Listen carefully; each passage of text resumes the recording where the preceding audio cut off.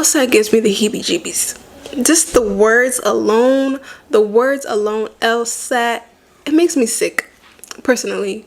Oh, but hey, don't worry, it's gonna be great for you. You got this. I did okay. I did my best, okay? Yes, honey.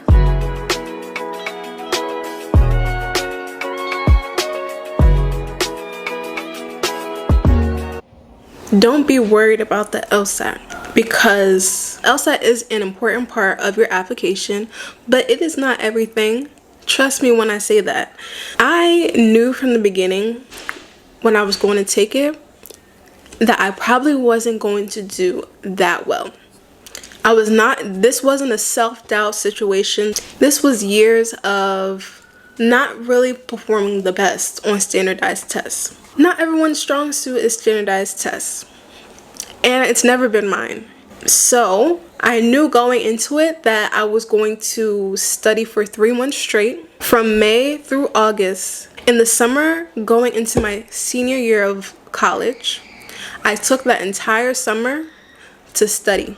I signed up for BluePrint, which came with asynchronous classes. It came with classes that you can watch on your own timing and take quizzes along the way. It also came with a class that I went to, was it weekly or bi-weekly? One of those. And this was all online. I did that. It was expensive. That was another reason why I knew I was only going to take the LSAT once. All of this is expensive. The program was over $1,000. I don't know how much it is to take the LSAT. I'll put it up here. And you know what else is expensive? My time. When I was studying for my LSAT, I was 21 years old. Inside, all summer, inside.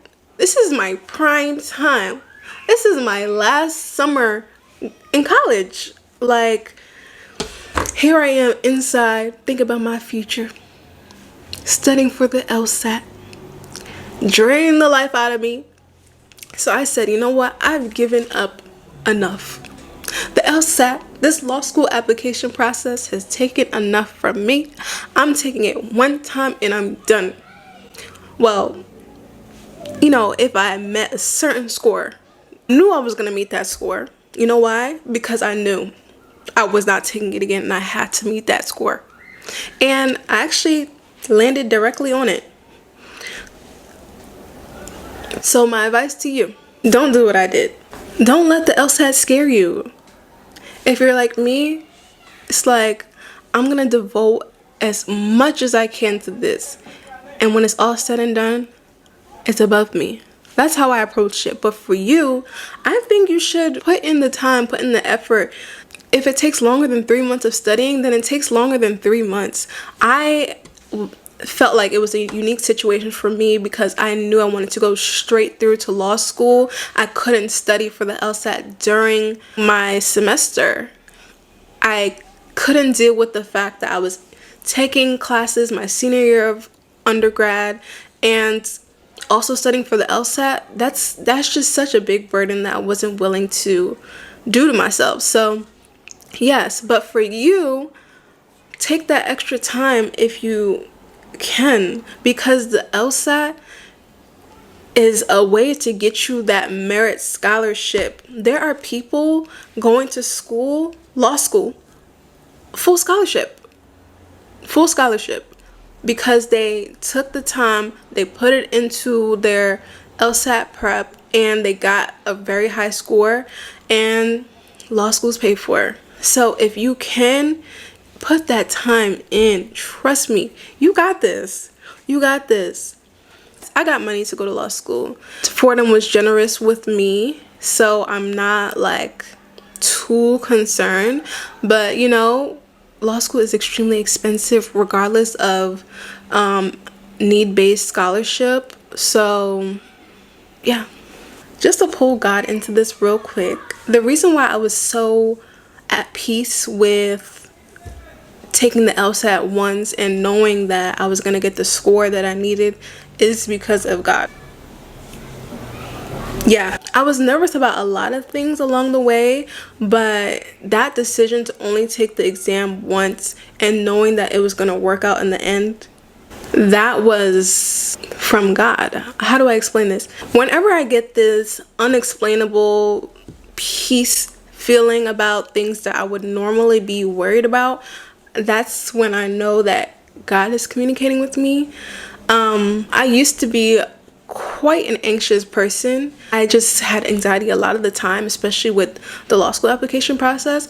And I had complete peace with the idea of the LSAT. And I knew from the beginning that I was going to get the score that I needed, even though I had this background knowledge like, oh, I'm not that good at standardized testing and But I knew for a fact that it was going to work out regardless. Even when I was doing my practice test leading up to the actual LSAT, I wasn't reaching the number that I wanted.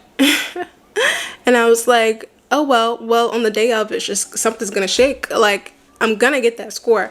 And like, that's not my typical mindset. I guess that wasn't my typical mindset at the time. I probably would have been more anxious about it. But he assured me that everything was gonna be okay with the LSAT. So yeah, I knew everything was going to work out with that aspect.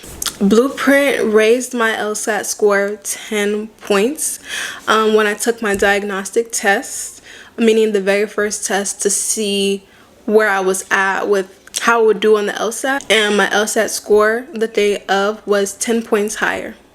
So I will say that BluePrint was a good investment. I was not going to be able to self-study. It was summertime. I wanted to be outside. I wanted to live my best life, and to sit down and make myself study a book or do an online practice sets. I wasn't going to be able to do that on my own. There was no way. So BluePrint was definitely worth it. That leads me to my next point. Scores are not everything. Scores are not everything. I know at my law school, they do a holistic approach to looking at their applicants. They're looking at every single thing, and they're not zoning in on just the LSAT. If that was the case, I don't think I would be at the school that I'm in right now. I'll put up the median LSAT score of what my school was looking for in an applicant. I am not in those numbers, but I got in. I'm a great applicant. I'm a great student. No LSAT defines me. And for you, just know that your scores don't define you. Your story matters. They care. If a school doesn't see that you belong there, hey, maybe there's another school that's better for you. Or if you know you can do better, if you can work for another year, get that work experience, a better letter of recommendation, do what you gotta do. You know in your heart if you're giving it your all. If you're rejected from a school, it doesn't mean it's not for you. Maybe it's just not your time. There's always room for improvement, or there's a better place for you. Pray about it. Seriously, ask God, and He reveals everything to you in His perfect timing. Make sure that you pursuing this particular law school, or just law school in general, is not just for selfish ambition. You know, you might want to go to Harvard. Let's say, shout out to Harvard. I'm sure it's a great school. No shade. But you might want to go to Harvard simply because of the name, and not because that's the best place for you. Just make sure you're aligning your goals with His purpose for you. Shoot for the stars. So I actually did not pay for my LSAT course. I forgot to mention that before. I've had this academic advisor since I was like, let's say 10 years old or so. And through this, oh, this is kind of a lot to explain.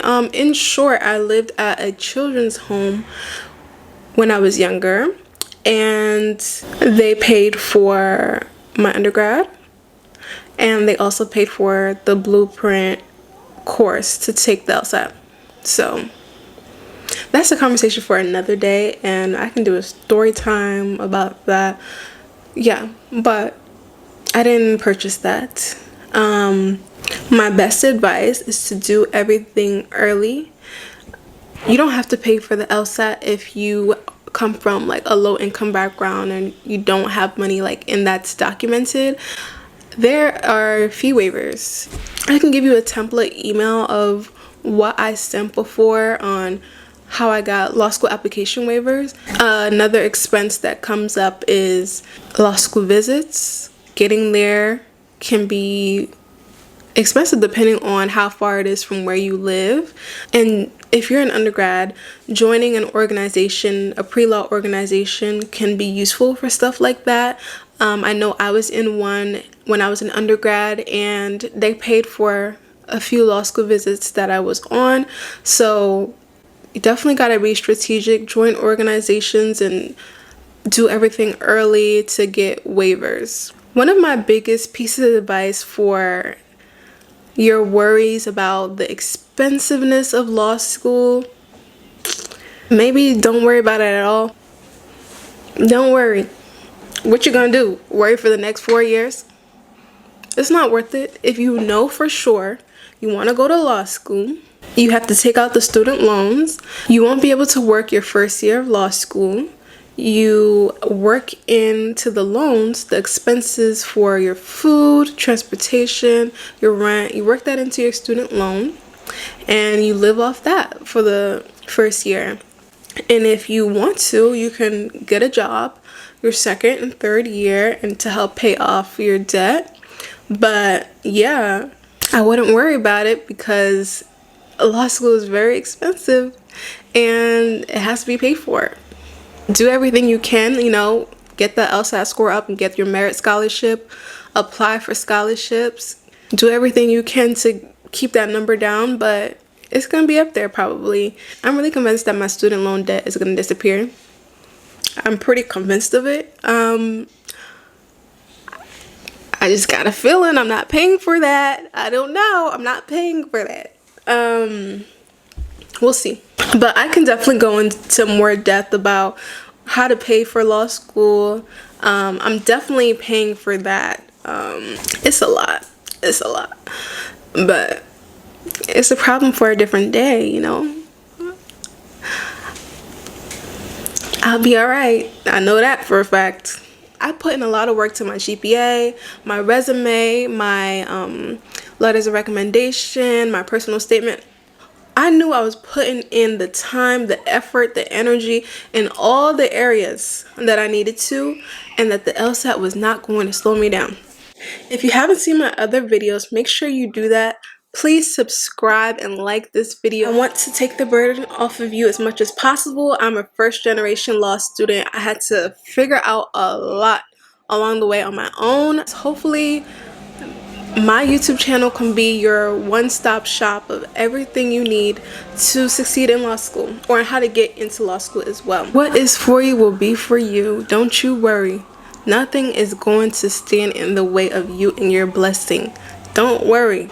You're going to get through this application process. You're going to get through law school. Trust me. Trust him. Don't trust me. Trust God, okay?